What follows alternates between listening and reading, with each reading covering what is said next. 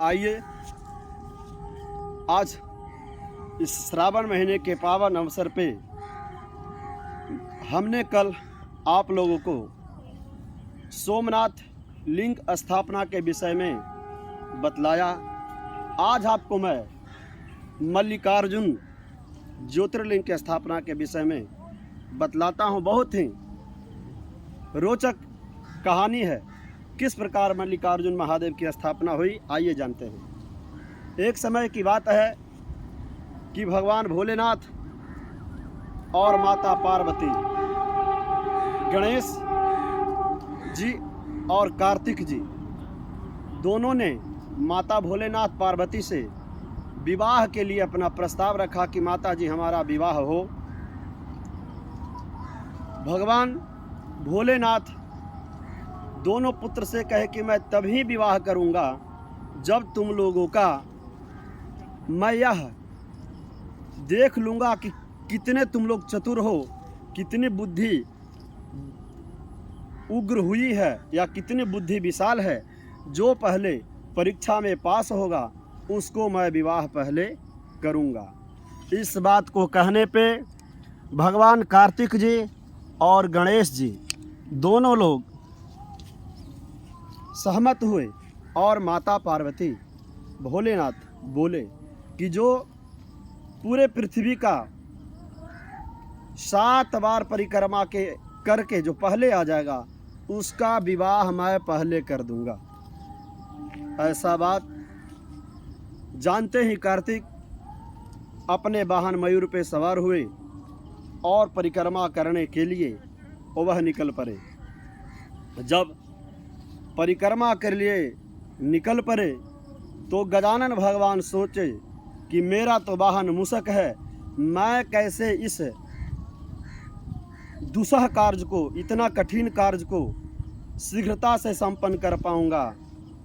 तो गजानन भगवान का मन में यह विचार आया कि भगवान भोलेनाथ मेरे माता पिता जो हैं, कहा गया है कि बाग अर्थ विव संपृक्तो बाग अर्थ प्रतिपत्ति जगत पितरो वंदे पार्वती परमेश्वरो।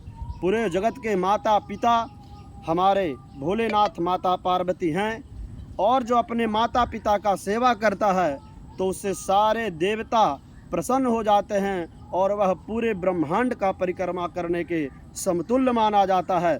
तो क्यों ना मैं अपने माता पिता का ही परिक्रमा करूं। और भोलेनाथ माता पार्वती से गजानन जी हाथ जोड़कर प्रार्थना करते हैं कि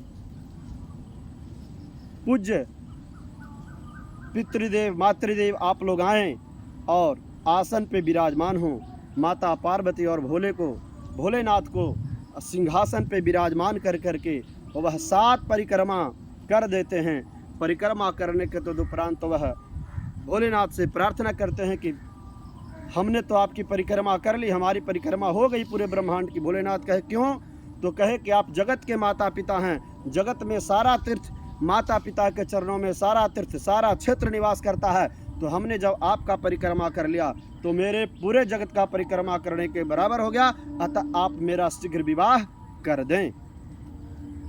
इस बात को सुनते ही माता पार्वती और भोलेनाथ प्रसन्न होते हैं और कहते हैं कि तुम्हारी बुद्धि धन है, तुम बुद्धि में तीव्र हो, अतः मैं तुम्हारा विवाह शीघ्र करता हूँ। और गजानन भगवान का विवाह संपन्न होता है। जैसे ही गजानन भगवान का विवाह संपन्न होता है तो उनके 2 पुत्र होते हैं, क्षेम और लाभ। और विवाह से जब पुत्र की उत्पत्ति होती है, कुछ दिनों बाद भगवान कार्तिक परिक्रमा करके तदुपरांत जब आते हैं तो देखते हैं कि गजानन तो पितृ सुख से भी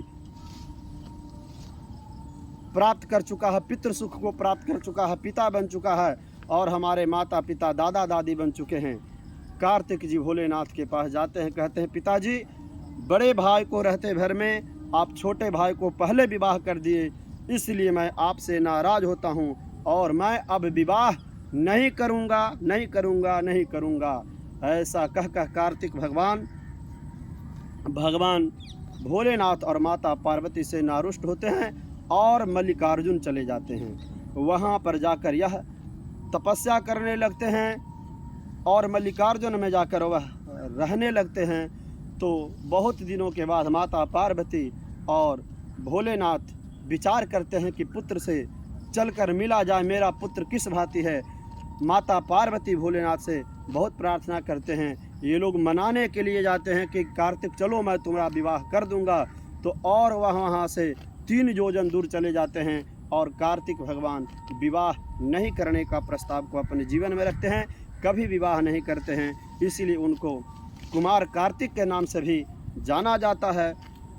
तो भोलेनाथ कहते हैं कि जो भी इस ज्योतिर्लिंग का जो दर्शन करेगा, वहाँ कार्तिक जी भगवान भोलेनाथ का आराधना करते हैं और हर अमावस पूर्णिमा को भोलेनाथ और माता पार्वती कार्तिक जी से मिलने के लिए जाते हैं।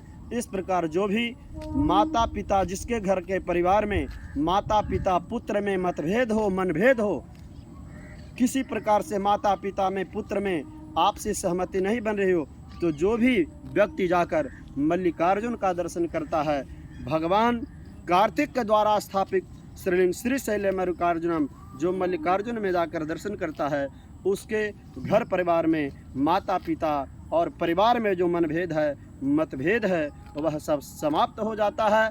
साथ ही साथ भगवान शिव का वह प्रेमी होता है। भगवान भोलेनाथ प्रसन्न होकर उसको शिव सायुज्य को देते हैं। पुनः आज हमने आपको मल्लिकार्जुन के विषय में सुनाया। आप हमारे इस कथा को YouTube चैनल पे सुनिए, शेयर कीजिए और सब्सक्राइब कीजिए। पुनः कल मैं अगले ज्योतिर्लिंग की कथा के साथ मिलता हूँ। हर हर महादेव।